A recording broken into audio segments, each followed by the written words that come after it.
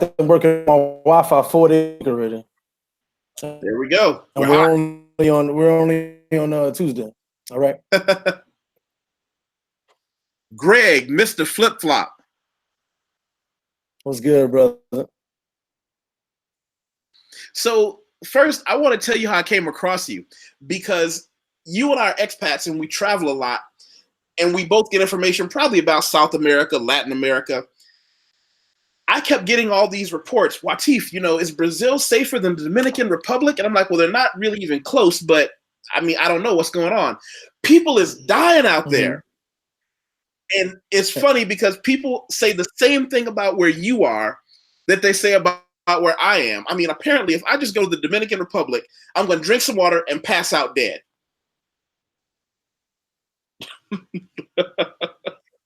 That's the word on the street. That's the word on the street.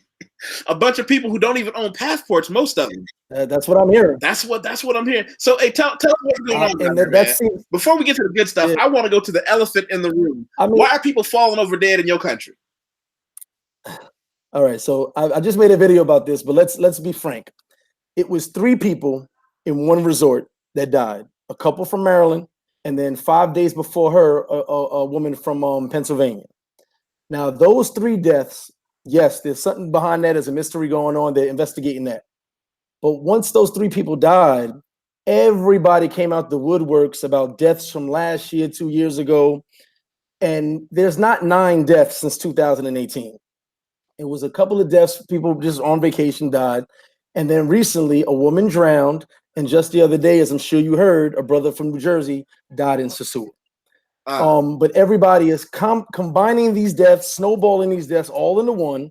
And that's where the craziness is coming from the media, because the reality is this is the woman who drowned. She was witnessed drowning from a riptide, being sucked under from a riptide. But people said riptides don't do that. Well, they found her body. She died. Luckily, a witness saw her get sucked under by the riptide. Otherwise, they say it was something else. The gentleman who died recently, as I said, I don't like saying much about the situation, but I was just here talking to his best friends who are here right now. They've been talking to me for 2 hours about how out of shape he was and how unhealthy he was. Ooh. But yet his brothers in the state, his brothers in the state saying how healthy he was. This dude is 55 and I was told over 400 pounds. And they literally are going back to the States to make a statement. They're going to make a statement because the son who was here is blowing his mind that, by the way, why are you guys up in America saying all this stuff and it's not true? Damn. So it's just been a snowball of things. Then David Ortiz gets shot, and it's just DR's taking a black eye right now. But as I said, these deaths are not happening one after the other. It's been different places, different locations, but people are getting misinformed, and it's looking bad. Well, it's a lot like living in Brazil, because apparently, because I've been here 4 years, apparently I should have been shot, stabbed, and robbed every day, twice a day. I mean, because people hear these things, and you know what it is, bro. What? Well, you know what it is. It's fear. People are afraid. Well, I think it's even deeper than that. I think whenever there is the talk about any country where there are brown people, it's just this unconquered land full of savages, and everything is dangerous. People don't ever want to talk about people getting shot and stabbed every day in London. That's different. That's totally different. Yep. But whenever it comes to any of my friends who go to African countries, South America, black people, brown people, everything is dangerous. You're gonna die, and they rape white women twice a day. That's their whole thing. and it's crazy because you get to some place and you realize, like, I have people that ask me all the time, well, what's it like living in Sao Paulo, and what are the favelas like? And I say, I don't know what a favela is like because I didn't live in poverty in America. Why would I live in poverty in Brazil? Exactly. Like, Brazil has favelas with lots of black people. I'm like, well, so do the projects in America, but I didn't grow up in one, so why would I go visit to take pictures? That doesn't, like, I don't do poverty porn, so I live in a middle class Brazilian area.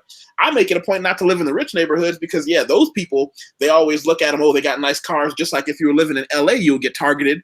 If you were in New York, you get targeted because you live in a big high rise with a big car. The same thing happens in Brazil, but it's just not that different. Now, don't get me wrong, poverty is a different issue here, but it's just that whole inherent danger. The worst I've seen is I have friends who go downtown and they take their cameras like tourists trying to take selfies because I'm on the world famous Paulista Avenue, and some enterprising kid just, thank you, book it down the street. Same here. Yeah. Book it down the street. But listen, now that we got that ugly nonsense out of the way, I want to hear what it's like on your end, because one of the things I've been doing, I'm a writer, I'm an editor. For anybody who's listening, I edit books, websites I do a lot of. Okay. I take English from normal English to university level English. I do a lot of coaching of CEOs here who do TED Talks, things like that. And I have a pretty niche thing that I do. So if anybody needs any work like that, everything from editing resumes to books to websites, give me a ring. But I want to hear what you do and what it's like out there, because every now and then when somebody says Dominican Republic, they say, oh, have you heard of that dude, Mr. Flip Flop?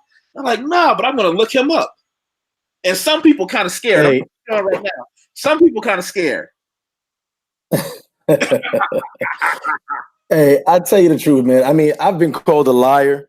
I've been called all types of things, but you see my videos. I think you were just watching one a second ago. I travel the country. I'm all over the place. I'm around the locals. I go to the places most tourists don't go, and I'm still alive. I've had no issues. I tell people all the time the story of my mother. My mother's white. You know, I brought my mother to one of the worst neighborhoods in the Dominican Republic, and she had absolutely no issues. This 60-year-old white lady is walking around one of the worst neighborhoods in Dominican Republic with no issues. I mean, I tell people all the time, and I'm trying to show people that, hey, we're in these areas and they don't hate black people. They don't hate Haitians. I'm showing people this, but I'm being called a liar, and the Haitian people that I interview are not Haitian. I mean, no matter what you do, you really can't. Yeah, listen, you can't win with the internet. Internet's undefeated. So for me, right, I put a video out and I say, this is what it is. I talk back and I say, okay, blah, blah, blah. I answer some questions, but it comes a time when you got to realize a lot of people have a warped mind and they only see one way. They have the horse blinders on. And I can show you better than I can tell you, but you still won't believe it. It's like someone saying I got a green screen of Dominican Republic behind me, and I'm not really in Dominican Republic. I was told I'm not black enough to be prejudiced against down here for them to hate me. I look Dominican. I was told I'm not American enough. I mean, I don't know what else I can be but me, but it's not enough, you know, to convince some people that DR is safe. Wait. Let me back up. Somebody said you're not American enough. How does that work? Like, what's the math behind that? I don't know. I was told I look Dominican, so I can blend in. I'm not black. I was told I'm not American enough because I'm defending DR. I'm like, I'm not defending DR. I'm just defending stupidity and common sense. Because if you go look at, if you actually have the facts of the recent deaths, like we talked about, it's been 3 deaths that didn't make sense in one resort. All the other deaths were all different times, all different areas, but people have combined them to say now it's 9 people dead in DR. I mean, people die. A Canadian friend of mine hit me up. He goes, 2 of my Canadian friends died down there a couple of months ago, and Canada didn't go on the news saying they're killing Canadians. I said, exactly. That's the American news. What do you expect? We believe whatever we're told. Wow. So what do you do down there? I mean, I think you're in a bar or a restaurant, but is that your place? Yes, Flip Flop Sports Bar in Sosua. That's my spot. That's where the name came from, Mr. Flip Flop. People were calling me Flip and Mr. Flip Flop, so I just stayed with the name. So right inside of Sosua before the beach. Talk to me about what made you want to go there and start a business, and how did that work? Because I know how it works in Brazil, but in the Dominican Republic, what made you decide to go into not a virtual business? Because mine, I can pick up my laptop and go anywhere, but you own an actual physical premise, an actual bar with, if I'm not mistaken, tacos. Tacos and wings, baby. Well, the reality is I didn't plan this. This wasn't planned.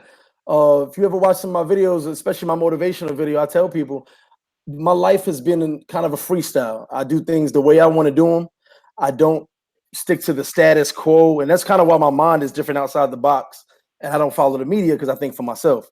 So I've always been a go-getter, and, you know, I just do things differently. So I didn't plan on starting any businesses. Currently, I have 6 or 7 right now. I'd say 6. The 7th one's on the way. It started me doing parties and events, honestly. I bumped into some guys one day and started doing parties. Never did parties before in my life, but became good at it. And promoting parties, promoting events and shows with Dominican artists. then that led into business opportunities. I did a small bar, a small disco. I did a lot of them out here. So that's what kind of pushed me into different business opportunities, and it's going on from there. Wow. And what did you do in the United States? I'm not normal. Well, here's the thing. I don't actually. You can't be normal, and I can't be normal. That's one of the things we always have to remind ourselves of. And I say that because the reason I do things like this is to show other people who are not normal that it's okay, and that maybe there's a place for you someplace else in the world, because you got to have somebody you can look at and say, well, I tell people all the time, I'm not special. I was a financial professional, life insurance, disability insurance, mutual funds in the United States. And I had traveled before that. And then I decided to start my own business as an editor. I'm not normal. You're not normal, but it's possible. Exactly. It definitely is. In the States, before I moved here, I had my own personal training company. Okay. Prior to that, I was the vice president of a mobile diagnostic company in New York. So I did corporate America, then I did my own businesses, and it was cool, but I've never been satisfied with life. I'm always trying to do more and more and more, and I like to explore. So for me, there was never just standing still. Wow. And that's the progression. What would you say when people call you? And I get this call a lot. My phone number is on my website. People can find me through different groups that I run. I'm in a bunch of different social circles. I run a couple of groups here and there. And I always get calls from someone that says, "What? I'm about to just quit my job, tell my boss to kiss my ass, and I'm moving to Brazil." And I'm like, slow down, player. Let's think this through. How do you talk people off the ledge without telling them not to do it, but you can't just jump off the ship and come to the Dominican Republic or Brazil for that matter? Well, I get those calls as well, so I understand where you're coming from. Myself, I tell people just to be careful. If you've lived with a plan your entire life, it's hard to jump up and not live with a plan. I have never really lived with a plan. I've lived all up and down the East Coast. I've got up and gone at the drop of a dime. I may my cousin tipped me the other day. I may leave Dominican Republic tomorrow. I don't know. I don't have any particular plans with life. I'm just enjoying my life. But when I tell people, I go, listen, if you think you're capable of doing it, then do it. If you're ready for it, then go for it. But just know that it's not for everybody. And if you don't have a plan, as I didn't have a plan, so I'm never going to really scold anybody because I didn't have a plan. But if you don't have a plan, it can be harder than normal. A lot of the things that happened to me, as I said, I think is more so with my confidence and how I carry myself. Things kind of just fell into place. Everything kind of just came together. But none of it was planned. Really?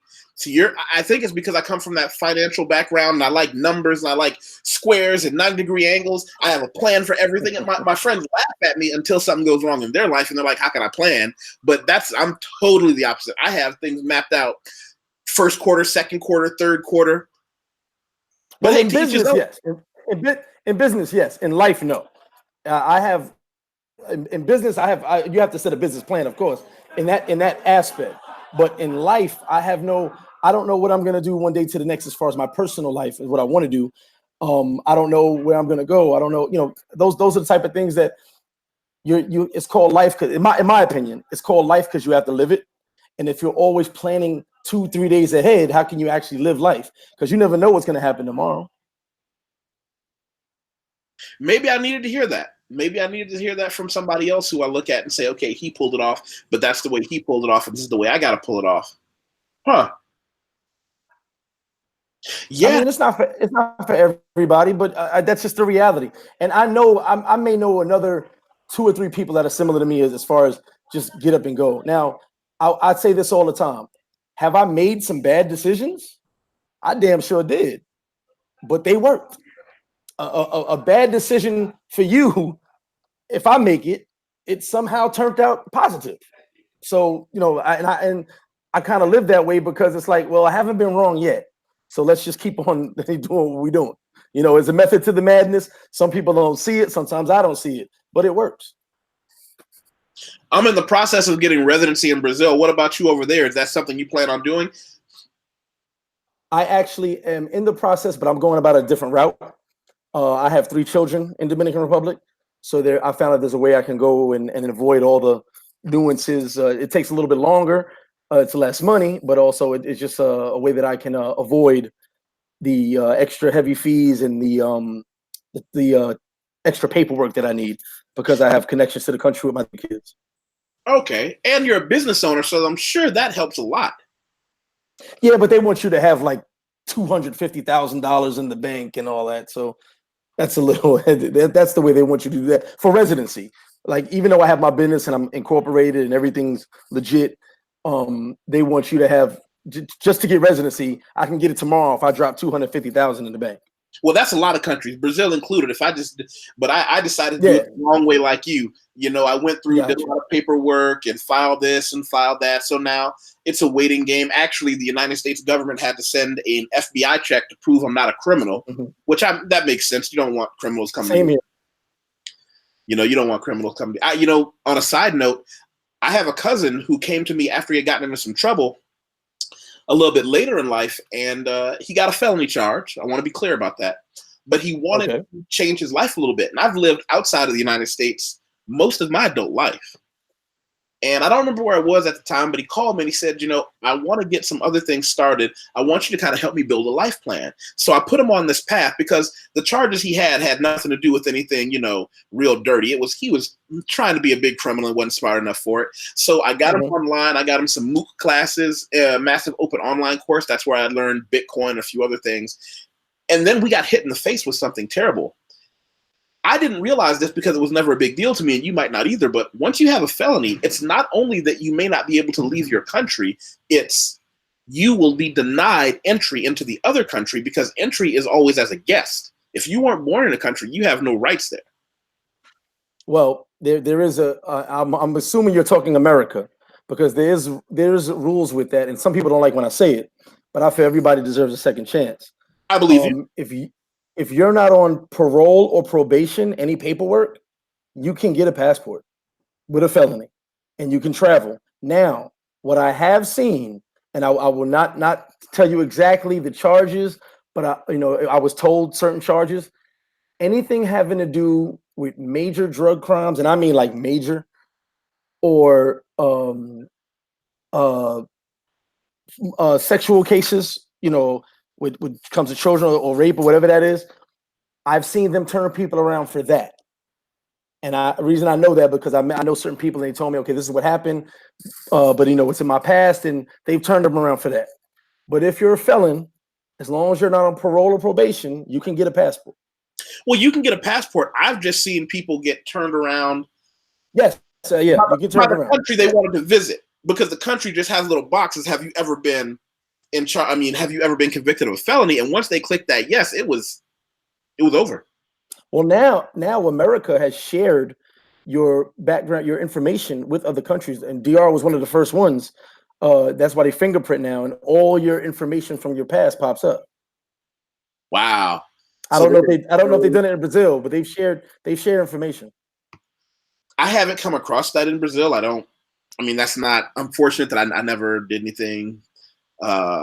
Thing like, there's somebody who I don't know if you know HU grad 97 Brazil all day. Look at VP. That's my homie. What up, E? Hey, how you doing out there? But yeah, that's a crazy thing because I see a lot of people, because technology has opened so many doors and removed so many barriers. I know people that ordinarily would never have been able to, like, I was fortunate. I put myself through 2 college degrees and did some other things, but I know people that are just as smart as I am, if not smarter, that weren't able to go. But now because of technology, the borders that were there before aren't there anymore. Exactly. Unfortunately, because that same system often targets young brown men in America and disproportionately, I mean, I'm still getting my head around the fact that there are people in prison who may not be released from prison for marijuana charges. I don't do any drugs. Yes. I never have, but I have a clear sense of justice. Yeah, that's a big thing right there. That's a definite big thing. And that's terrible. Are you going to come to Brazil to visit? I actually want to. Hugh Grad, it was just you just talking to. He's actually sold me on Brazil, man. He loves it out there. My first trip though is I'm headed to Colombia this year. That's what I'm working on now. I'm just trying to plan my dates. Matter of fact, I have to go look at some flights for August right now. And then I definitely want to check Brazil, 100%. Well, Brazil lifted all the visa requirements, as your friend just beat me to the punch Yes. by saying it. So now, Yes. if you're from America, Canada, Australia, Japan, I want to say, you can come to Brazil with no visa and do the No visa. yeah. And I don't know if it's the same for South American countries, but we'll find out. And it's one of those things that I like South America. The only difference is, in Brazil, I want to say we, but I can't say we yet. They speak Brazilian Portuguese. I'm already asking Yes. people, so how long until I can call myself a Paulista? Because I live in São Paulo City, and they're like, you can't. You weren't born here. And I'm like, oh, wait. As soon as I get out here, you better believe it. But we speak Brazilian Portuguese, whereas the rest of South America speaks Spanish. Yes. How's your Spanish? I know that. Is it fluent yet? I'd say the closest to fluent as someone can get that's not Latino, yeah. Gotcha. See, for me, because my entire job is in English, I shot myself in the foot that way in that, can I speak Portuguese? Yes. Can I speak Portuguese as well as I should be able to? No. One of my friends, she just kicked my ass because she sent me a financial article written in Portuguese, and I couldn't read all of it. I couldn't read all the same terms I understand in English. I couldn't read it in Portuguese, and she said there's no excuse. So there's a university here, a very well-respected university that I'm going to attend to do an accelerated reading, writing, and language for Brazilian Portuguese to kind of bump my level up quickly by studying it very academically to get myself where I need to be. Did you study Spanish before you went there, or is that not your first Spanish country? No, well, I grew up with a lot of Puerto Ricans, Colombians, and Haitians, so Spanish was always around me. As I tell most people, I understood everything. I could write and read perfect Spanish, but I couldn't speak it. Being here is when I was able to pronunciate better and be able to speak better. It took me like about 2 years to get better at pronunciation, which was my biggest problem. But I could read and write it, and I could understand it. That's interesting because most people speak it, any language, and then learn how to read and write it much later. All my friends spoke English. So for me, I had no reason to talk it, but I was always listening and always, texting and stuff. But I had no reason to talk it until I got here. Gotcha. Have you been traveling to other countries, or is that the first country you've been in, or is that one of many? No, I've been to the Bahamas and Jamaica only. I just fell in love with DR.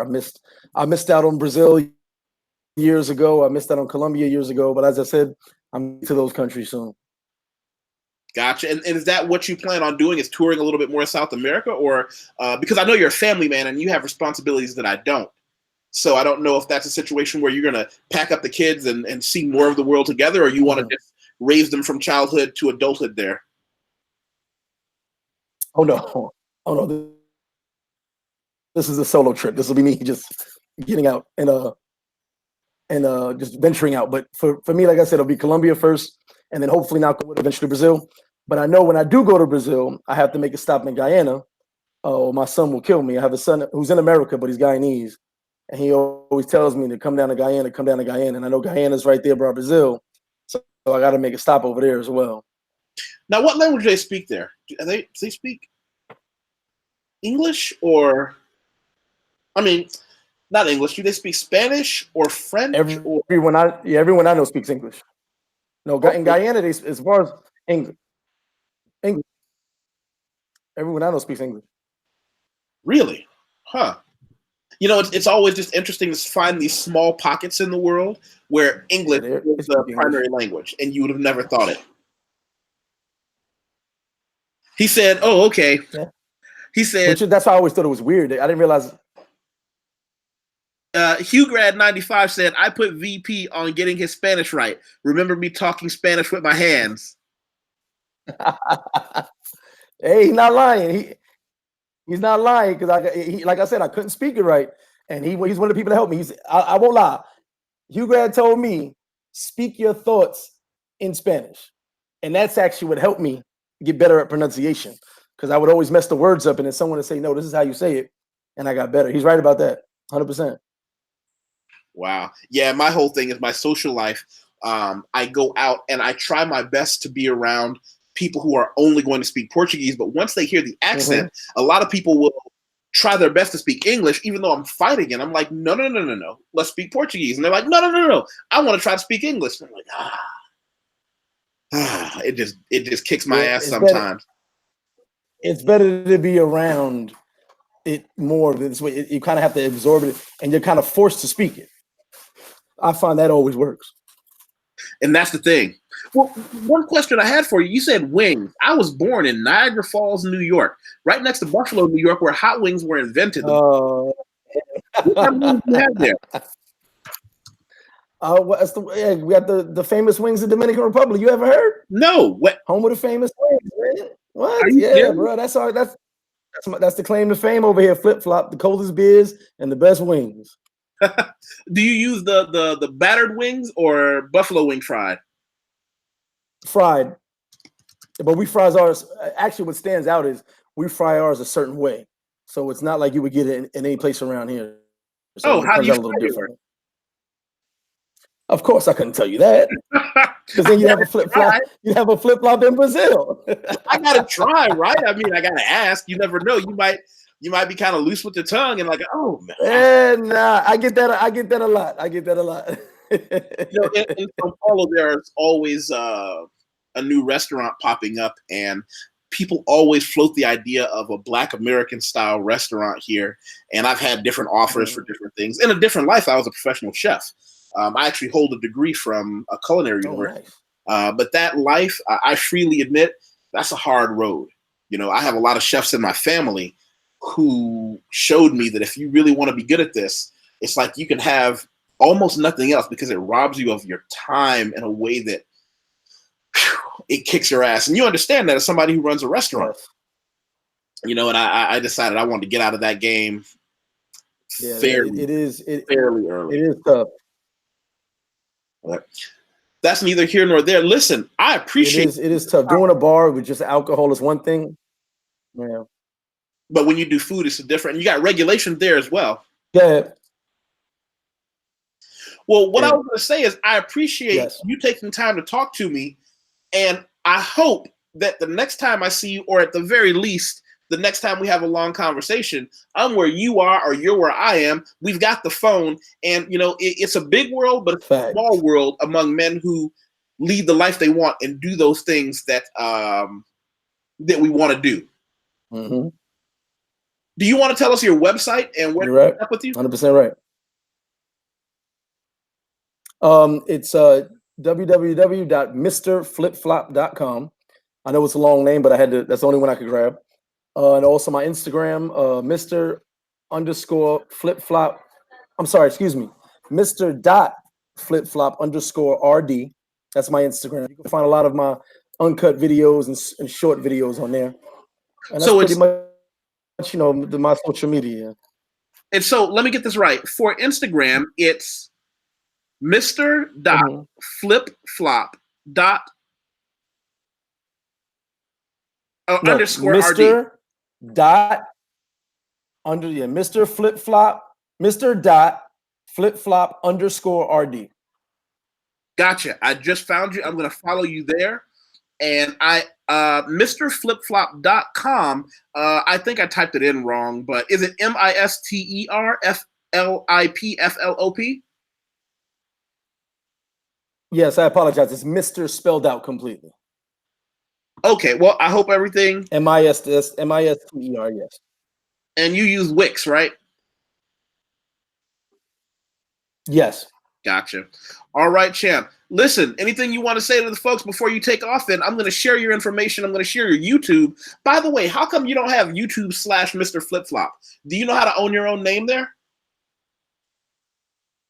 It actually is, Mr. If you go in there, it actually is Mr. But I don't know why it's not popping up if I send you the link, Mr. Flip-Flop, you can go right to my page. But for some reason, when people type it in, it doesn't show up. Ooh, okay. Well, you may have to go back in and check it, or I'll type it in again from here. But yeah, because the first thing I was thinking is you should definitely have, Mr. Flip-Flop on your YouTube channel, just like I have YusefWateef. No, I'm gonna check that again because, like I said, if I send you the link, it will pop up. But for some reason, if you type it in, it won't. I don't know why it's doing that. I'm looking at a picture of you with your big head and this little boy with his big head on your Instagram, it is. That's one of my boys. Oh man, that's beautiful. That's beautiful, brother. All right, you have a great one. Hey, you too. Appreciate you, brother. No problem. Talk to you later.